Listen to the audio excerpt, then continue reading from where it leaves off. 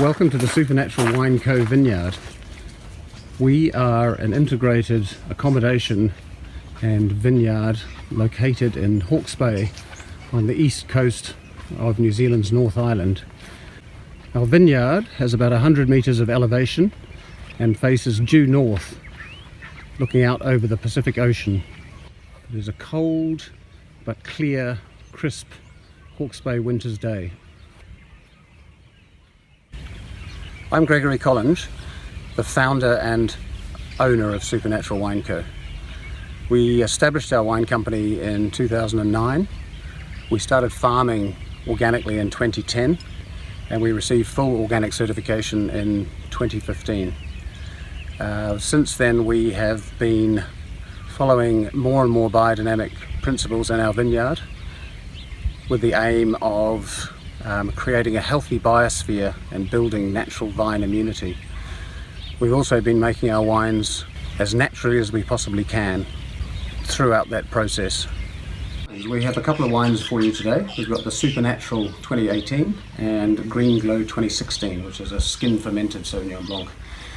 We're quite proud of ourselves, I suppose, in the sense that we were, I think, quite pioneering in terms of both natural winemaking and orange winemaking in New Zealand. I think when we launched our skin fermented white wines in 2013, we were probably the largest producer of orange wines in New Zealand at the time, and we may well still be the largest producer of orange wines. So firstly, the Supernatural, you'll notice that we use crown seals. We use crown seals for all of our wines under our Supernatural range. Why the crown seal? Well, we wanted a simple closure, and also it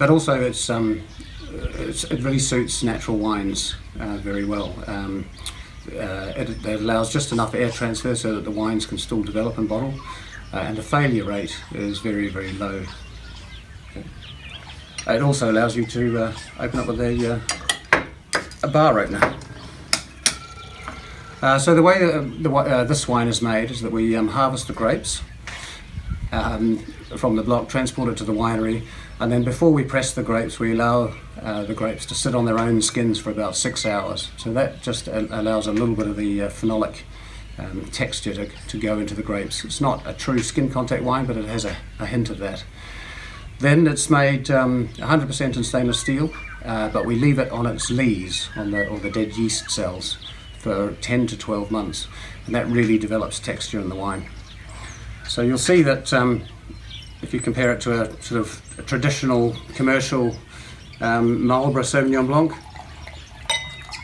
it's got a lot more colour, a lot more depth, much sort of deeper yellow. And then taste-wise, on the nose, it's sort of warm tropical fruits, so passion fruit and guava and melon. And then in the mouth,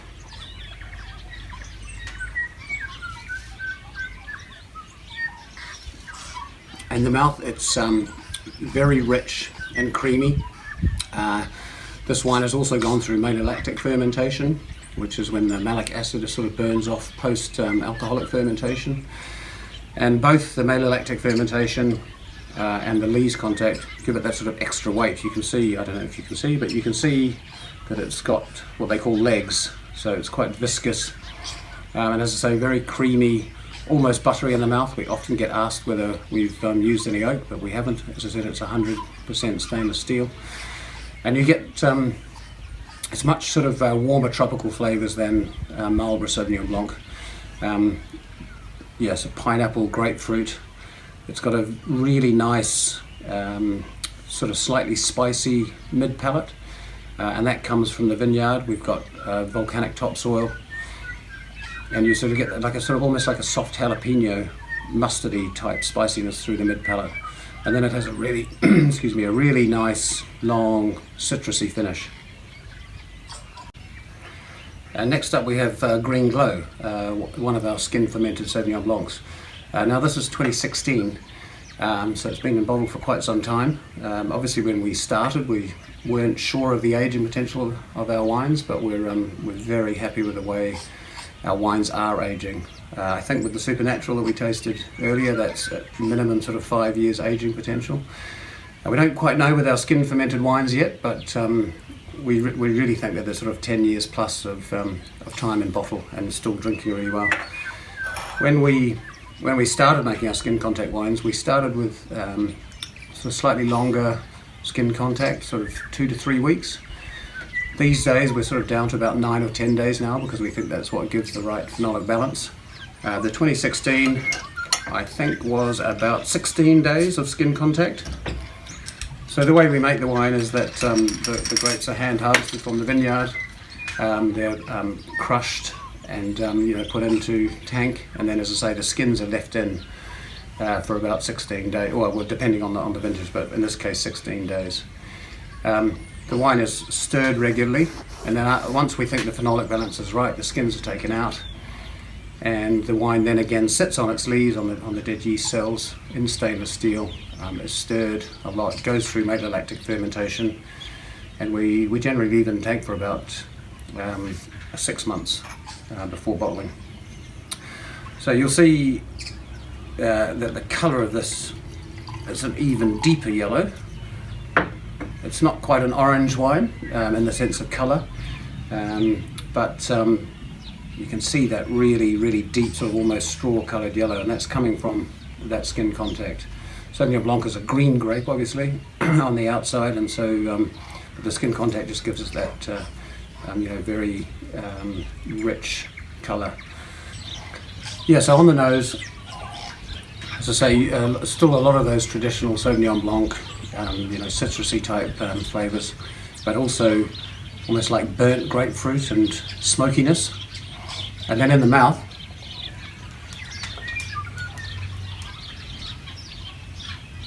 again, it's very weighty and creamy and viscous and lots of texture.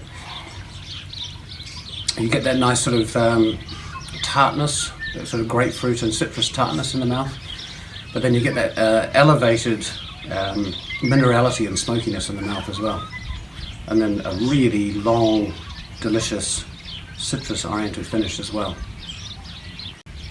Our vineyard is a little different in both a Hawke's Bay and a New Zealand context. Hawke's Bay is New Zealand's second largest wine growing area and is famed for its big whites and big reds. Most of the vineyards in Hawke's Bay are on gravels around riverbeds in the area. We're a bit different because we're off the gravels. We're on a very hard clay pan, very calcareous, so lime rich, and we're near the coast and have a little bit of elevation, so we're a naturally cooler climate vineyard, and the terroir is very suited to the aromatics that we're producing off the vineyard. In terms of winemaking, we're trying to make the wine as naturally as possible, which means putting in and taking out as little as possible. All of our wines are wild yeast fermentation, and that fermentation starts here on the vineyard.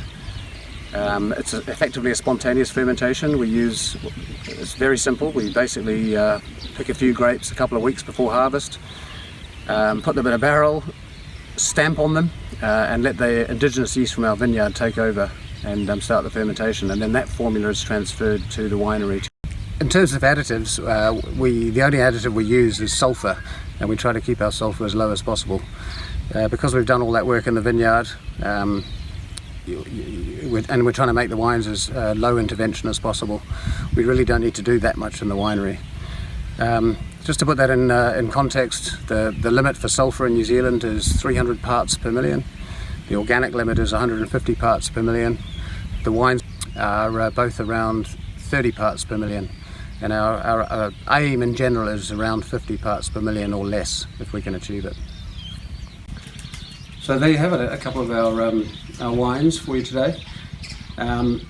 These are great. This is the first time I've personally had these wines for quite some time. I've taken them out of the cellar this morning. They've both really benefited from that bottle age, and yeah, super happy with the way they've developed and bottled and continue to build complexity. Thanks for joining. Very much looking forward to post-COVID times when I can get our full range and personally be back in the UK and do some wine-related travel.